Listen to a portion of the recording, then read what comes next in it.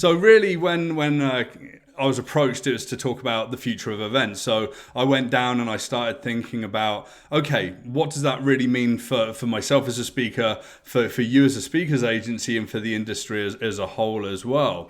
And it's a perfect place to really flex my muscles with sort of the platform that I use for analysis, for insight, which is to take us from what is and imagine what if the future was different? What if events were going to be reimagined? What if we were going to face pandemics multiple times over the next few years and we have to regress into this kind of world? And what if the new world is hybridized with all of this new content? But when I started talking about the future of events with friends, and I was sat down talking with my partner, what was quite interesting was there was a particular moment in the last couple of years that sort of leapt into my head. And a couple of Christmases ago, I was driving down the A303 in the UK, just landed at Heathrow, driving to my parents in Somerset. And I grew up about 40 miles from Stonehenge, and here we can see that on summer solstice in 2019. And what's really interesting about this is that these stones have been there for about 4,500 years. And people have been gathering there, they think, for nearly 10,000 years as well. They found another circle near the car park for the visitors just recently. So this has been a site where for 10,000 years, humans have gathered to come together, to have ceremony, to have celebration, and to think about what it means to be together. And I think that we can't forget the idea that humans at their very basis really love to be close to other humans as well. The events that we did in person, we're going to do in person again. The places that we're going to go, we're still going to hop on planes and go to those hotels, go to the 2,000 person conventions in Vegas, and those sort of 10 to 15 person board retreats as well. So, don't fear, that world is definitely coming back, but not straight away. We're always going to love being together. And as I was saying, that's really not going to change. But it's kind of taken a pandemic to see a failure of the industrial system. We weren't prepared.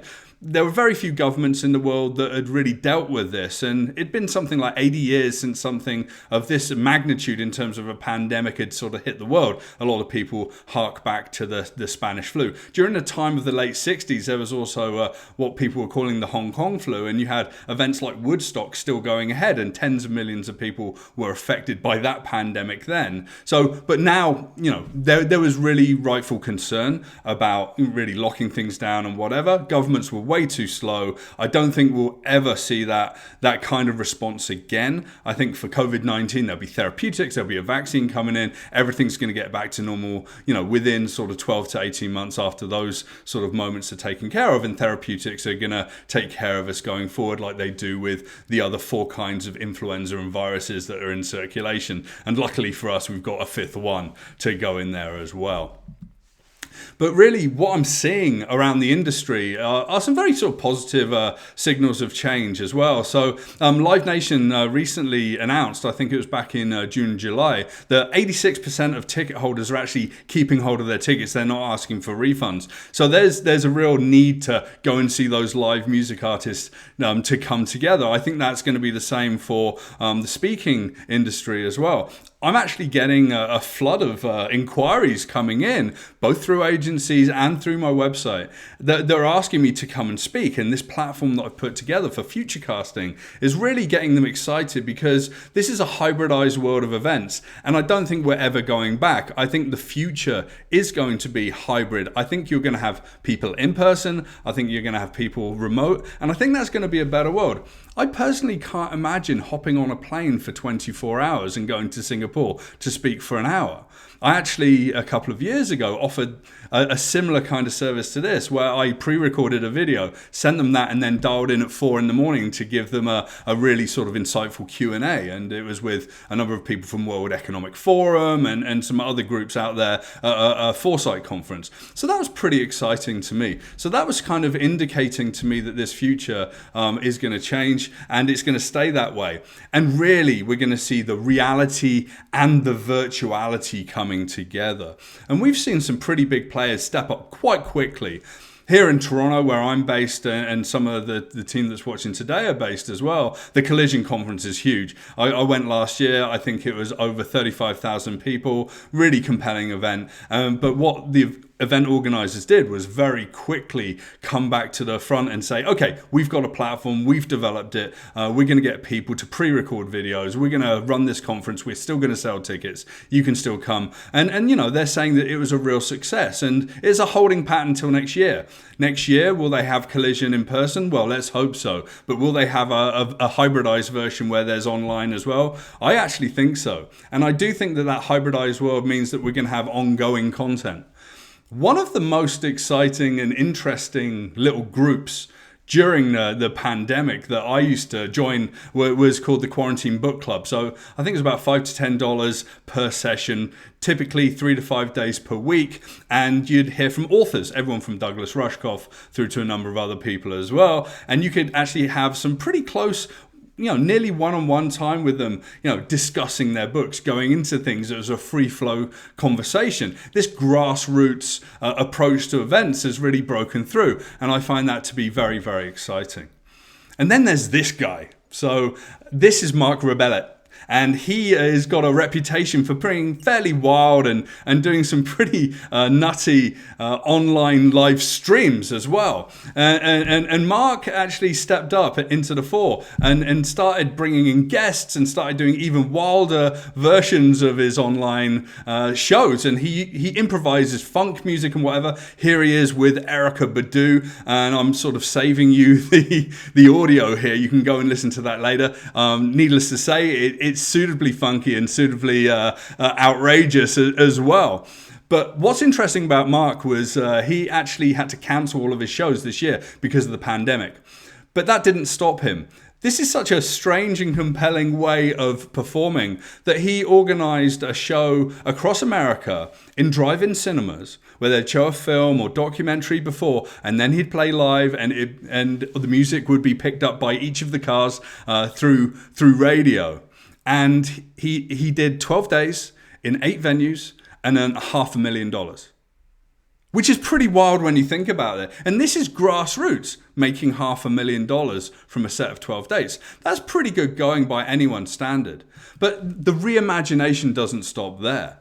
I was actually working with a large construction company earlier this year, sort of April, May, and they were talking about digital engagement. And one of the strategies I spoke to them about was this virtuality, the fact that we can drop ourselves in amazing worlds and that brands can bleed into a fantastical situation. Here, we've got Travis Scott playing to 12 million people in Fortnite. Marshmello did it before to 10 million. The Weeknd did it recently, and The Weeknd even went into other platforms like Snapchat as well. And it's really, really exciting. Obviously, this costs a lot of money to put together, but this is the compelling new world of hybridized events, and this is what virtuality looks like as well.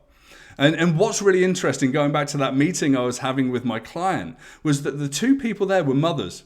And they both admitted to me that they'd spent 4 hours online at the weekend in Fortnite with their kids, and they actually watched this concert, which kind of blew me away as well. So it really blurs the boundaries across different generations as well. And then, events that we expect every year, like the Tour de France, are obviously cancelled. I think they're rescheduling that for later this month, maybe early September. But we've got a platform like Zwift. So if you've got a bike at home and you can get one of those automated back wheels, you can plug yourself into a computer and you can ride races. So earlier in the year, I think around January, they did a Tour de Zwift, and that was 119,000 people online cycling.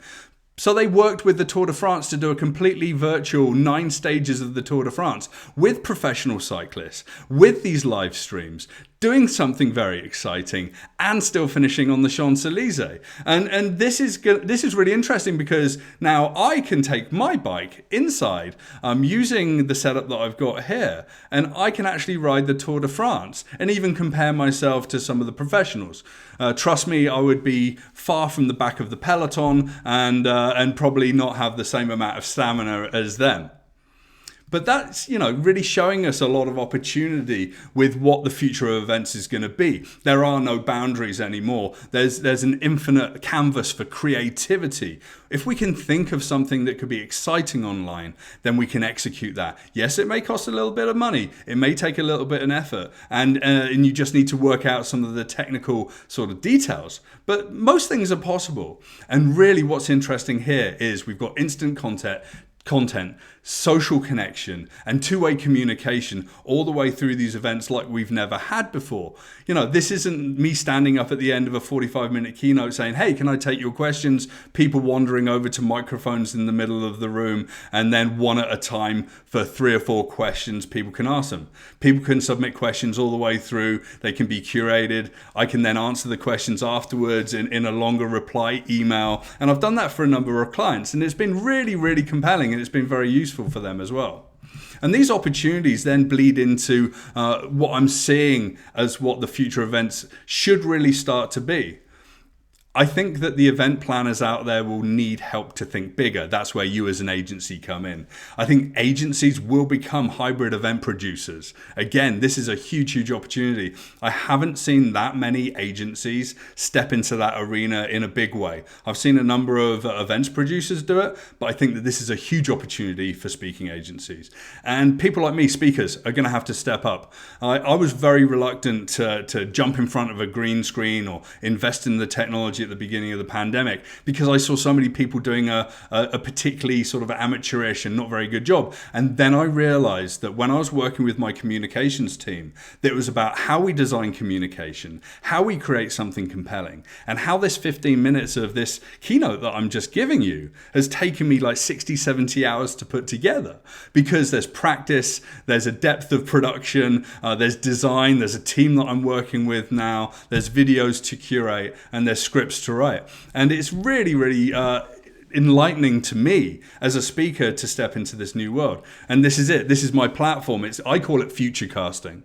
It's 100% customized presentations for everyone. I'm giving another presentation tomorrow that's a 45-minute presentation with an in-depth Q&A. That's going to be about using my Start with Dystopia planning toolkit that I actually use with clients. I still do the same deep level of research. I always say I do about 100 hours of research per keynote. Well, thousands of hours have gone before that in all of the years that I've been doing this. And really what I do as well is I record an HD video locally. I can actually do that before the event, do a full run through, send it to the client so that they've got a fallback plan, actionable insights, post keynote report. All the good stuff is still there that I always used to deliver as well. And that's how I started to think about what if we redesign how the future of events works? And what if we think bigger?